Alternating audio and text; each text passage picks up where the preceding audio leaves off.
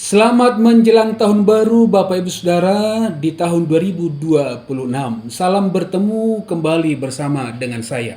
Bapak Ibu Saudara yang dikasihi Tuhan, di dalam mengakhiri tahun 2025 ini firman Tuhan boleh menyapa kita dari 2 Tesalonika 3 ayat yang ke-16 sampai dengan ayat yang ke-18. Bapak Ibu yang kekasih di dalam nama Tuhan Yesus Kristus, surat yang dituliskan oleh Rasul Paulus kepada jemaat yang ada di Tesalonika merupakan hasil atau tulisan ia sendiri yang diberikan kepada jemaat yang ada di Kolose. Dan berdasarkan 2 Kolose 3 ayat 16 sampai dengan ayat yang ke-18 ini ada dua salam.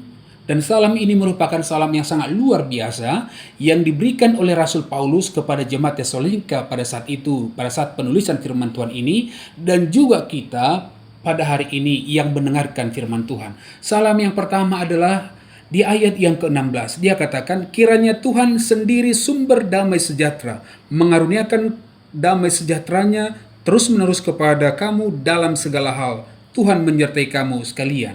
Bapak Ibu Saudara yang dikasihi Tuhan, ini adalah sesuatu hal yang sangat luar biasa yang disampaikan oleh Rasul Paulus kepada kita pada hari ini. Dia mengatakan, kiranya Tuhan sendiri sumber damai sejahtera. Sumber damai sejahtera. Apa damai sejahtera? Damai sejahtera ini adalah menunjukkan kondisi seseorang yang mengalami kebaikan. Kondisi seseorang yang mengalami kenyamanan dan ketentraman. Paulus katakan, kalau kita mau mengalami ketentraman dan kedamaian, sumbernya adalah Yesus Kristus. Dan itulah yang diberikannya kepada Paulus selama ia di dalam melanjutkan misi daripada Tuhan Yesus Kristus. Kita tahu bagaimana proses kehidupan Rasul Paulus itu. Dari Saulus menjadi Paulus. Dan bagaimana juga Paulus itu mengalami proses kehidupan yang sangat luar biasa.